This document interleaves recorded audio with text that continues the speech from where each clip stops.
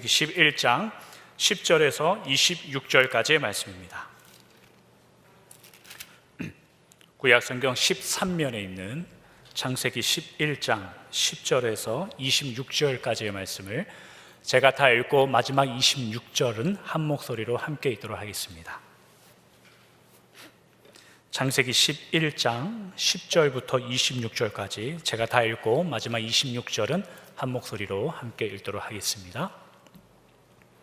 셈의 족보는 이러하니라. 셈은 100세 곧 홍수 후 2년에 아르박삿을 낳았고, 아르박삿을 낳은 후에 500년을 지내며 자녀를 낳았으며, 아르박삿은 35세에 셀라를 낳았고, 셀라를 낳은 후에 403년을 지내며 자녀를 낳았으며, 셀라는 30세에 에벨을 낳았고, 에벨을 낳은 후에 403년을 지내며 자녀를 낳았으며, 에벨은 34세에 벨렉을 낳았고, 벨렉을 낳은 후에 430년을 지내며 자녀를 낳았으며, 벨렉은 30세에 르우를 낳았고, 르우를 낳은 후에 209년을 지내며 자녀를 낳았으며, 르우는 32세에 수룩을 낳았고, 수룩을 낳은 후에 207년을 지내며 자녀를 낳았으며, 수룩은 30세에 나홀을 낳았고, 나홀을 낳은 후에 200년을 지내며 자녀를 낳았으며, 나홀은 29세에 데라를 낳았고, 데라를 낳은 후에 119년을 지내며 자녀를 낳았으며, 함께 읽겠습니다.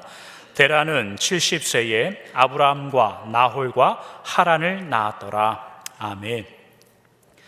오늘부터 저희가 아브라함과 하나님의 나라라는 제목으로 주일 설교를 강의합니다. 아마도 2017년의 한 상반기 정도는 이 아브라함과 하나님 나라라는 주제로 설교를 할 것 같고, 너무 한 주제로 오래 하면은 우리가 지치니까 도중에 이제 다른 설교를 또 하기도 할 예정입니다만, 어쨌거나 상반기에는 아브라함과 하나님의 나라라는 제목으로 말씀을 나눕니다.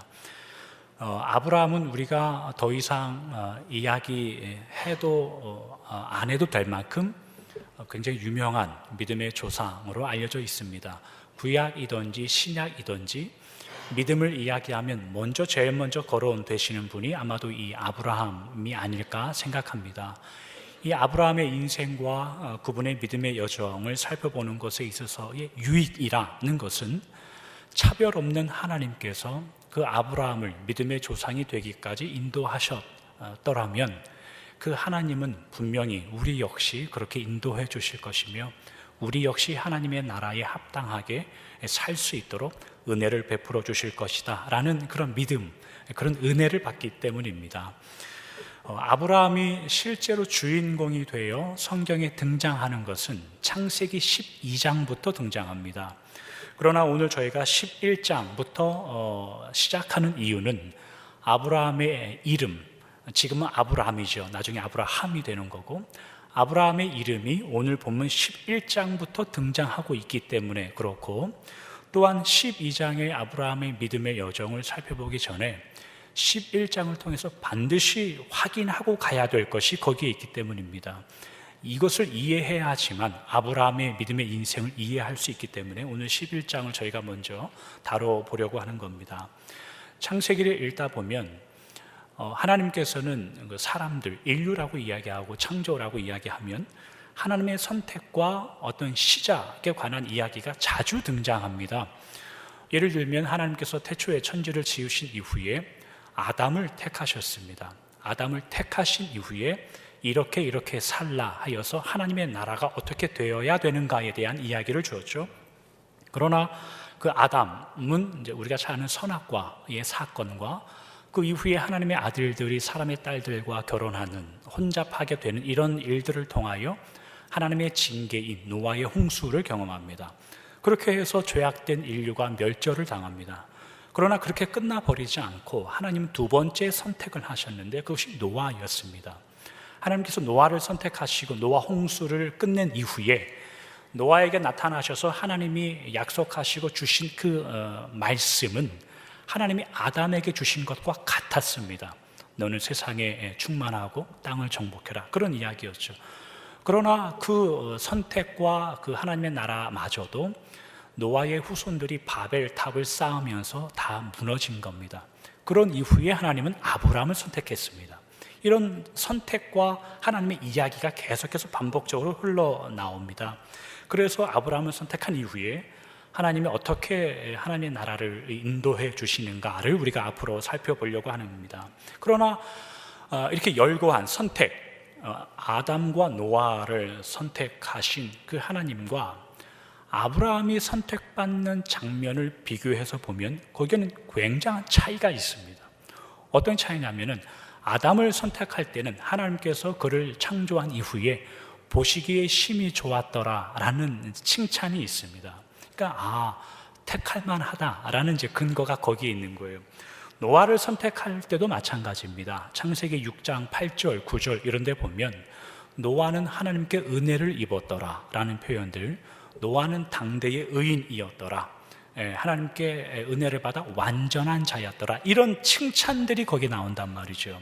그래서 하나님께서 노아와 아담을 선택할 때에는 왜 그들을 선택했는지 마땅한 근거와 이유가 우리가 쉽게 수긍하기 쉽단 말이죠. 그러나 오늘 저희가 읽은 본문에 아브라함을 선택하는 장면에서는 하나님이 왜 아브라함을 선택했는지 이유가 등장하지 않습니다.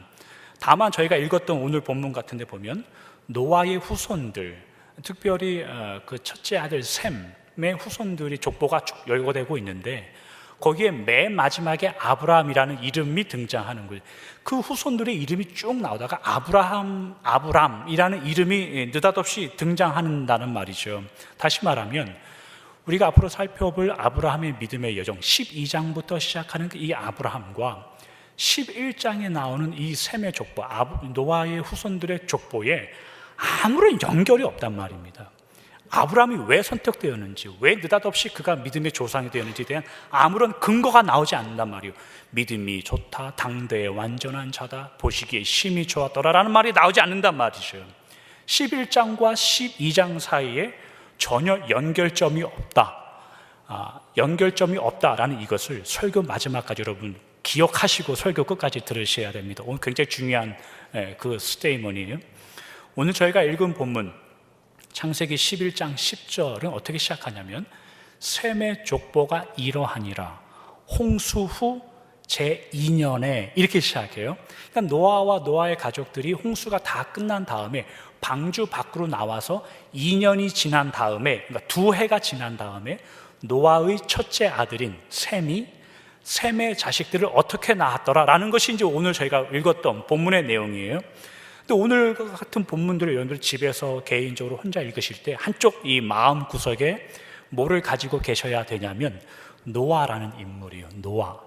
왜냐하면 우리가 잘 알듯이 홍수 후에 노아는 창세기 9장 28, 29절 이런 데 보면은 노아는 홍수 후에 350년을 더 살다가 950세가 되어 돌아가셨다, 그런 표현이 나온단 말이죠. 350년을 더 사는 거예요. 근데 오늘 저희가 읽었던 이런 본문들 홍수 후 2년, 방주에서 나와서 두 번째 해부터 나오는 첫째 아들 셈의 자식들 이야기가 나오는데, 그러면 셈의 후손들이 이렇게 나오다가 나중에 아브라함이 나온단 말이죠. 그러면 이 홍수 후 2년부터 아브라함이 나올 때까지가 세월이 어느 정도였으며 350년을 더 산 노아가 그러면 어느 정도 때쯤 돼서 죽었을까? 성경이 안 나온단 말이죠. 어느 정도 때쯤 돼서 죽었을까라는 이제 생각들을 우리가 가지고 있어야 된단 말이죠. 오늘 저희가 읽었던 홍수 후 2년부터 아브라함이 나올 때까지의 이 연도를 제가 그 오차 범위를 줄이기 위해서 계산기로 한 몇 분을 계속 두들겼어요. 근데 답은 똑같아서 숫자는 총 아브라함이 태어날 때까지의 그 연수가 292년밖에 안 돼요. 이 말은 무슨 말이냐면 노아는 홍수 후에 350년을 더 살다가 죽었다는데, 그러면 아브라함이 태어날 때도 노아가 살아 있었다는 이야기다라는 생각이 든단 말이죠.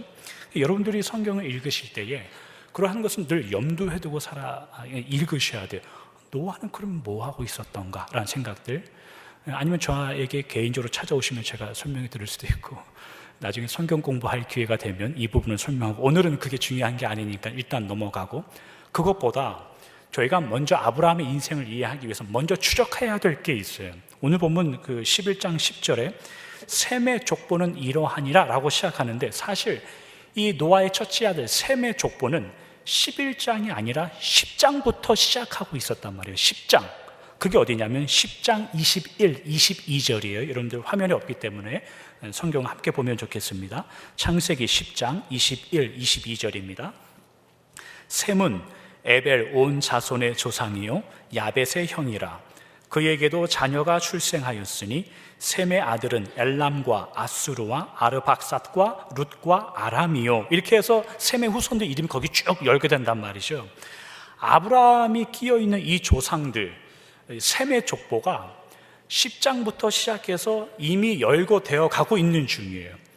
족보가 열거되어 있는 도중에 뭐가 끼어 있냐면 바벨탑 사건이 거기에 툭 끼어 있단 말이에요. 그게 11장 1절에서 9절까지의 말씀이에요. 그러니까 이 아브라함의 이야기를 하려면 이 성경을 기록한 하나님의 영감받은 어떤 분이 모세가 아니면 하나님의 말씀이 하나님께서 아브라함이 이런 계보에서 태어났다라고 이야기하면 그냥 셈의 족보는 이러하니라 하고 해서 10장부터 이름을 쭉 열거 하다가 나중에 아브라함 이렇게 끝나면 되잖아요. 그런데 셈의 후손은 이러하니라 계속 가다가 중간에 느닷없이 바벨탑 사건이 끼어 있고 오늘 보면 10절부터 셈의 후손은 이러하니라 또 족보가 또 나온단 말이죠. 오늘 저희가 읽은 본문은 셈의 후손 중에 장남들만 거기에 끼어 있어요. 장남의 이야기들만. 그러니까 이런 족보가 나와서 아브라함이 나오면은 아브라함이 이런 계보구나라고 하는데 도대체 이 바벨탑 사건이 거기 왜 있는지 성경에 있는 우리가 하나님께서 우리에게 잘 생각해봐라 이제 그런 걸 마음을 주신단 말이죠. 바벨탑 사건에 대해서 우리가 알고 있는 내용이 뭡니까? 그들이 하는 그 언어와 말이 하나이고 그 사람들이 하나님을 반역하여 흩어지기 싫어해서 도시와 탑, 바벨이라는 이름은 나중에 하나님이 붙여주신 거고 그들은 도시와 탑을 쌓았다 그렇게 나와요. 도시와 탑을 쌓는데 하나님이 그것을 못하게 하시려고 징계하시려고 임재하셔서 그들의 언어를 혼잡케 하시고 그 계획을 무산시켜서 온 지면으로 흩어졌다라는 것이 저희가 알고 있는 바벨탑의 내용인데 이 정도는 주일학교 학생들이 대답하는 내용이고 적어도 여러분들은 성경을 좀 더 깊이 묵상하여서 그게 무슨 의미인지를 잘 깨닫고 알고 계셔야 됩니다.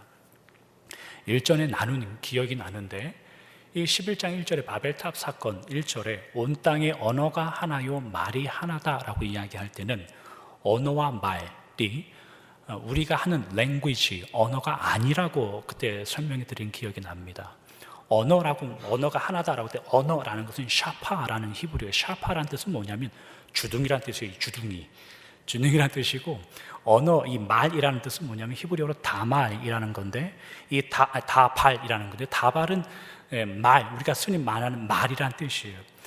이 언어와 말이 하나다라는 건 무슨 말이냐면 그들의 주둥이에서 나오는 말이 죄다 그 모양이다 라는 표현이에요. 우리식으로 표현하면 그 사람들의 주둥이에서 나오는 말이 죄다 그 모양 그 꼴이더라 그런 표현이에요. 우리가 누구하고 대화할 때 좀 마음이 좀 그렇고 그런 말을 들으면 우리가 하는 말이 뭐냐면 너는 그 말밖에 못하냐. 우리 가끔 그런 말 쓰잖아요. 너는 그 말밖에 못하냐 라는 그 표현들이 너는 한국말밖에 못하냐 그 말이 아니잖아요. 그리고 너는 그 단어밖에 모르냐 그런 표현이 아니라 네 정말 중심에서 하고 싶은 말이 그거냐 그 표현이잖아요. 너 정말 마음에서 나한테 진심으로 말하려고 하는 것이 진짜 그거냐 그 묻는 게 그 표현이란 말이에요. 이 바벨탑 사건에 이 일을 주동하고 있는 사람들의 이 말이 하나다 언어가 하나라는 뜻은 뭐냐면 그들이 그 말밖에 하지 않더라라는 말이에요. 어떤 말이냐면 하나님을 반역하여 우리끼리 살자라는 말.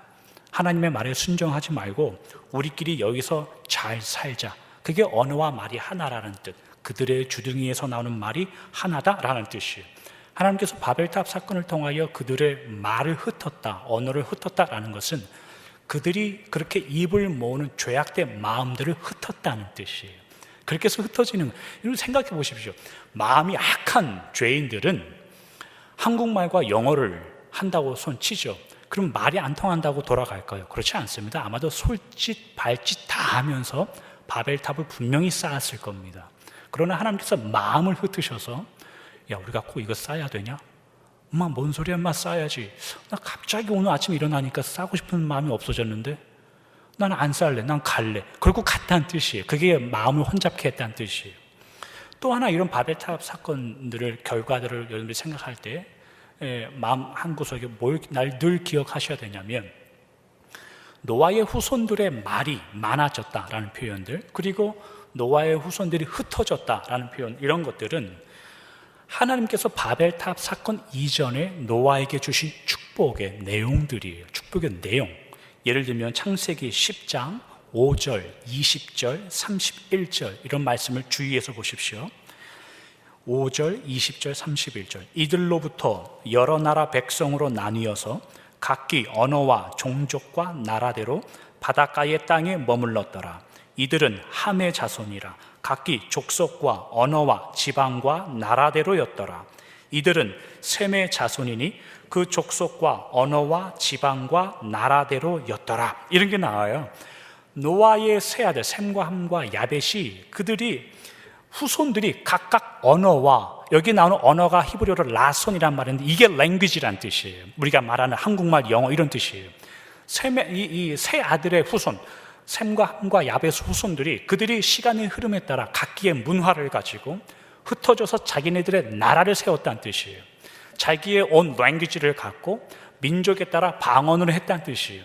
이것은 그들이 바벨탑의 저주로 인하여 다른 말을 했다거나 그런 게 아니라 바벨탑 사건으로 흩어졌다 이런 뜻이 아니라 하나님이 노아에게 주신 하나님의 약속을 하나님이 이행하셨다는 뜻이에요. 어떤 약속이냐면 창세기 9장으로 가보세요. 9장 1절과 7절에 있는 말씀입니다.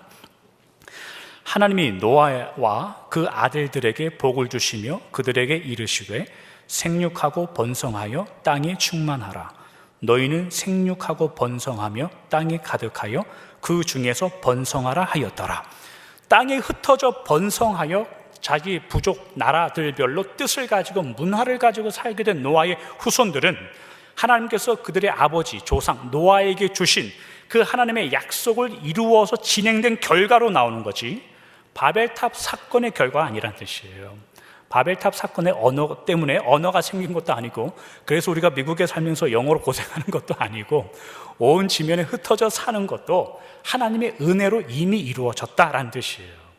그렇다면 하나님께서 아브라함이 태어난 이 족보, 이 셈의 노아의 첫째 아들 셈의 이 족보를 10장부터 열거하다가 느닷없이 11장 1절에 이 엄청난 바벨탑 사건을 거기다 끼워 놓으신 그 이유, 도무지 12장부터 시작하는 이 아브라함의 믿음과 이 바벨탑 사건이 전혀 연결되지 않는단 말이죠. 거기 왜 연결되었는지 우리가 깊이 생각해야 돼요. 왜냐하면 이 물음을 해결해야 12장에 있는 아브라함의 이야기를 이해할 수 있어요. 그렇지 않으면 내 마음대로 내 생각대로 그냥 아브라함을 읽는 겁니다. 그래서 11장이 굉장히 중요해요. 그것을 이해하기 위해서 먼저 우리가 이것을 생각해 보죠. 바벨탑을 쌓은 장소가 어디냐면 11장 2절 같은 데 보면 시날 평지라고 거기가 나와요. 시날 평지. 그러니까 평야란 뜻이죠. 시날이라는 이름의 평야란 뜻이에요. 그들을 흩었다는 그 바벨이라는 의미도 11장 9절에 하나님이 지어주신 거기 때문에 이들은 바벨이라는 이름을 짓고 지은 게 아니라 그냥 와서 도시와 성을 쌓았다는 뜻인데 이 일을 행하고 있는 사람이 누구냐라고 이야기하면 지금 이 일을 누가 행하고 있느냐라고 보면 10장에 그들이 누군가 나와요. 10장 8절부터 10절에 있는 말씀입니다. 구스가 또 니므롯을 낳았으니 그는 세상의 첫 용사라. 그가 여호와 앞에서 용감한 사냥꾼이 되었으므로 속담에 이르기를 아문은 여호와 앞에 니므롯같이 용감한 사냥꾼이로다 하더라. 그의 나라는 시날 땅의 바벨과 에렉과 악갓과 갈레에서 시작되었으며 이렇게 나와요. 지금 그 노아의 둘째 아들 함의 후손에 대한 이야기인데 함은 그 아버지 노아의 하체를 범한 둘째 아들입니다. 그래서 노아가 화를 내고 저주한 아들이 둘째 아들 함인데 그 함의 후손들 중에 누가 나오냐면 니므롯이란 이제 후손이 나타났어요. 니므롯은 반역이라는 뜻입니다. 반역. 그리고 거기에 용사라는 말은 전쟁꾼이라는 뜻이에요. 거기에 사냥꾼이란 말이 나와요. 사냥꾼은 히브리어로 짜이드라는 말이 짜이드. 근데 거긴 두 가지 뜻이 있어요. 하나는 게임, 즐거움이란 뜻이 있고, 하나는 헌트, 사냥한다는 뜻이에요. 짜이드, 그들이 사냥꾼이다라고 말할 때 그 의미는 뭐냐면 재미삼아 사람의 생명을 죽이는 사람들이란 뜻이에요. 하나님의 노아의 둘째 아들의 후손 중에 어느 세력들이 나타났냐면 전쟁을 재미삼아 하고 사람들의 생명을 재미삼아 죽이는 그런 세력이 나타났다는 뜻이에요. 그런 세상의 원리를 가진 자들이 나타났다는 뜻이에요. 근데 그들이 여호와 앞에서 했더라, 그렇게 나와요. 여호와 앞에서. 여호와 앞에서라는 뜻은 뭐냐면 뭐 하나님 있어 뭐 별거냐, 하나님 뭐 보이지도 않고 뭐 하나님이 어디 있느냐, 뭐 하나님 뭐 있으면 나타나 보시오, 있으면 뭐 볼래면 보시오 라고 하나님 앞에서 했다는 뜻이에요. 그 짓을, 하나님의 생명을 아끼는 그 재미삼아 죽이는 일을 하나님 앞에서 했다는 뜻이에요. 오늘 본문으로 돌아와서 한번 저희가 생각해 보도록 하죠. 바벨탑 사건에 있는 그 하나님의 역사라는 것은 단순히 그들이 알아먹지 못하는 말을 하나님께서 만드셔서 그들을 흩었다의 내용보다 더 크고 더 깊습니다. 그 의미라는 것이, 이 바벨탑의 이 싸움, 하나님이 내려오셔서 흩으신 이 바벨탑의 이 싸움은 하나님께서 노아와 노아의 세 아들을 통하여 아담에게 주신 그 약속, 그러나 선악과로 실패해버린, 그리고 홍수로 끝나버린 그 다음 세대에 하나님께서 노아와 노아의 세 아들들에게 그 선택하시고 명령을 주셔서 그렇게 하나님의 나라를 각 도시마다 나라마다 만들어 나가고 있는데 느닷없이 이상한 놈들이 거기에 끼기 시작했다는 뜻입니다. 그래서 내 나라를 너희들이 생각하는 그것처럼 이끌어가게 내버려 두지 않을 거다 라고 임재하셔서 그들의 마음을 흩어버린 게 바벨탑 사건입니다. 그 후손들, 둘째 아들, 함의 후손들, 창세기 9장 6절에 보면 하나님께서 노아에게 뭘 말하냐면 하나님의 형상으로 된 사람은 사람의 생명을 절대로 이유 없이 해하면 안 된다, 사람의 피를 그렇게 흘리면 안 된다라고 했음에도 불구하고 여호와 앞에 반역하여 재미삼아 생명을 죽이고 오직 그 주둥아리에서 나오는 말이라곤 우리가 하나님 없이 살아보자 라고 하는 세상의 문화가 깊어져 갈 때쯤 돼서 하나님은 그들의 마음을 흩으셨고 그 이후에 누군가가 선택되었다라는 뜻입니다. 그게 창세기 11장에 있는 내용이에요. 그게 바벨탑 사건의 내용입니다. 정리해보죠. 죄악, 폭력, 힘, 세상의 원리, 약육, 강식, 약한 자는 강한 자의 밥밖에 되지 않는다. 그리고 강한 자는 그 약한 자를 밟고 올라가야지만 살 수 있는 그 세상의 원리, 이것이 하나님의 족보, 하나님의 나라 안에 어느 날 느닷없이 끼어 들어왔다는 뜻입니다. 거기에 하나님은 그들을 다 흩으셔서 그렇게 될 수 없다. 내 나라는, 노아와 내가 택한 내 자녀들의 앞으로의 내 나라는 내가 택한 자들로 인하여 다시 세워지고 다시 힘을 얻을 것이다 라는 것, 그것이 오늘 저희가 본문에 읽은 11장 10절부터 나온 아브라함의 족보의 이야기입니다.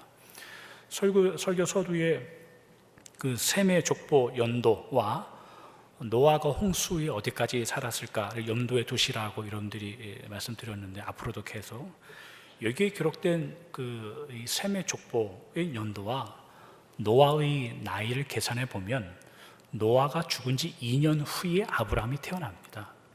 그리고 아브라함이 태어날 그 당시에 이 조상이었던 셈, 첫째 아들이었던 이 셈은 노인으로 아마 살고 있었을 겁니다.